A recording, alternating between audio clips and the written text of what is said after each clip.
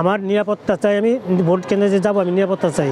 Vote কেন্দ্রে যাওয়া পর্যন্ত, ভোট দেওয়ার পর্যন্ত, ভোট দিয়ে আমি বাড়ি যাব, ওই নিরাপত্তা পর্যন্ত, ওই পর্যন্ত আমি নিরাপত্তা চাই।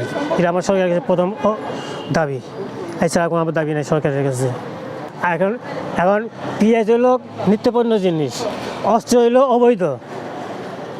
এই কথার সাথে এই কথা তো ওনার শিক্ষিত মানুষ দেখছেন, লেফটেন্যান্ট কর্নেল মনে হয় সে, তার যে শিক্ষিত যে সেনাবাহিনী ছিল, তার দক্ষতা কী, এই দক্ষতা পরিচয় দিল না, এটা মূর্খর পরিচয় দিয়েছে। এখানে সে একটা মূর্খর পরিচয় দিয়েছে যে নিত্যপণ্য দাম যা পাচ্ছে, 150 টাকা কেজি পেঁয়াজ হয়েছে, বেশ ভালো কথা। পেঁয়াজ দাম কেমনি কমান যায়, এটা এই উপদেষ্টা পরিষদের সদস্য যারা আছে তাদের সাথে আলোচনা কইরা, বাণিজ্য মন্ত্রণালয়ে আলোচনা কইরা এটা কীভাবে কন্ট্রোল আনা যায় এই চিন্তা করে। তা তো এই অস্ত্রের সাথে তো এই পেঁয়াজের সাথে তুলনা দেওয়া এরকম মূর্খর কথা। যদি এখন ৭৯ বছর নির্বাচন যেইভাবে গেছে, চলে গেছে, ওই পিছনের দিকে তাকে আমার কোনো লাভ নেই। এখন সামনে যে নির্বাচনটা আসতেছে, এই নির্বাচনটা যে কীভাবে সুস্থ করা যায়, যেভাবে আনন্দময় গণপরিবেশ হয়, এটা করার দায়িত্ব হলো গভর্নমেন্টের, সরকারের দায়িত্ব, যাতে নির্বাচনী কমিশনের দায়িত্ব, ওদের একই কথা হলো। তারপরে মনে হয় যে আমরা যদি যাতে নিরাপত্তা দিয়ে এবং নিরাপদভাবে যে আমরা যাতে ভোট কেন্দ্রে যেতে পারি, সহি সুন্দরভাবে যাতে ভোট দিতে পারি, এই কামনাই আমার সবচেয়ে বড় কামনা। এবং নির্বাচিত কাকে করব সেটা যদি আপনি প্রশ্ন করেন, এটা হলো পরে যা আমার পরে আমি দেবো, যাকে খুশি তাকে দেবো। ঠিক আছে? কেমন ছিল এই দিনগুলো ভাই, এগুলো যেটা গেছে আমি আগেই বলছি যে অতীত যে চলে গেছে, এটা চিন্তা মাথা নিয়ে কোনো লাভ নেই। এখন সামনে আমার চিন্তা করতে, সামনে চিন্তা করতে হবে। আমার দেশের উন্নয়ন, আমার দেশের কাজ, আমার দেশের কালচার, আমাদের দেশের সব কিছু মিলে আপনার সামনের দিকে আমার আগাইতে হবে। পিছনের দিকে আমার তাকায় লাভ নেই। যেটা গেছে চলে গেছে গোবে ব্যাক। আমি প্রার্থী ওরকম প্রার্থী যে যারা দেশের উন্নয়ন করতে পারবে। এখন দেশের হলো উন্নয়নের প্রতিযোগিতা, যে কোন গভর্নমেন্ট কত উন্নতি করতে পারে। ওই ফ্যাসিস্ট সরকার যেহেতু উন্নতি করে গেছে, উন্নয়ন করে নাই তার না, আবার সামনে যে আসবে তার চেয়ে বেশি উন্নয়ন করতে হবে, যাতে মানুষ বুঝতে পারে না তার চেয়ে বেশি তারা করছে, তারা ভোট আমরা তাকে দেবো। এবং দেশের মানুষের আমরা যে সাধারণ নাগরিক, আমাদের নিরাপত্তা দিতে হবে। আমাকে ওইরকমভাবে কাজটা আমাদের সাথে আসতে হবে, আমাদের সাথে সাক্ষাৎ করতে হবে, জনগণের পাশে আসতে হবে। ওই রকম প্রার্থী আমরা চাই, ওরকম এমপি আমরা চাই।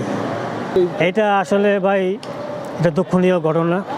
এটা আপনিও মানুষ, আমিও মানুষ, আমিও প্রার্থী, আপনিও প্রার্থী হইতেই পারে। এই জন্য এইভাবে মানুষের ক্ষতি করাটা, এটা আসলে শোভনীয় না।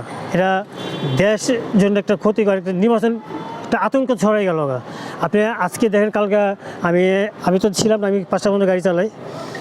সন্ধ্যা পরে এক জায়গায় শুনলাম হচ্ছে আজকে আমার প্রেজেন্ট বলো যে সন্ধ্যা পরে নীরব হয়ে যায়। কেন নীরব কেন হবে? এই দেশের নাগরিক আমি, আমার চলার অধিকার আছে, আমার রাস্তায় চলার অধিকার আছে, আমার কাজ থাকতে পারে, আমার মা, আমার বোন, আমার আত্মীয় স্বজন মেডিকেল থাকতে পারে, মেডিকেল যেতে হবে। বা একদিন অসুস্থ হয়ে গেলাম, বা অন্য জন অসুস্থ হয়ে গেলাম, পরিবারে নিয়ে যেতে হবে। যে আমি যদি রাস্তায় নিরাপত্তা যদি না থাকি, যদি আতঙ্কে থাকি, তবে আমি রুগী, তো আমার বাসা রেখে মারতে হবে। এটা ঘটনা আমি আগেই বলছি, দুঃখনীয় ঘটনা। এটা যারাই করুক, যেই দলের হয়ে থাকুক, তার আইনের হাতে আনা উচিত এবং কঠিন শাস্তি দেওয়া উচিত। যে সন্ধ্যা পরে বাড়িতে পারতেছি না, কালকাতে বাড়িতে পারতেছে না, আতঙ্কে বাড়িতে পারে না। হ্যাঁ, আজকে একটু আগে দেখালাম সেনাবাহিনীর মোতায়েন করা হয়েছে। ঠিক আছে, যে একটা তফসিল ঘোষণার পরে আমি দেখতেছি একটা আতঙ্কিত মানুষ।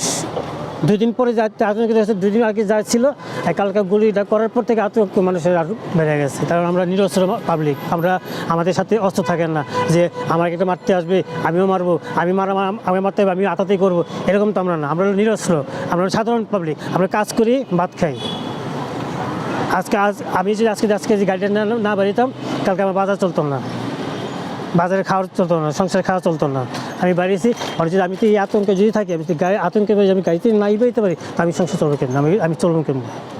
এই নিরাপত্তাটা সরকারের দিতে হবে। এবং যে ডক্টর ইউনূস সাহেব যে আছে, এবং এরা তো কোনো দলের না, বর্তমান সেই গভর্নমেন্ট আছে কোনো দলের না, কোনো প্রেসিডেন্ট না, কোনো কিছু না। সে তত্ত্বাবধায়ক সরকার হিসাবে যে আছে, আমি এটা অন্তর্বর্তীকালীন সরকার আছে, সে পারবে, ইচ্ছা করলে সব কিছু করতে পারবে এবং সব মিলে শেষ।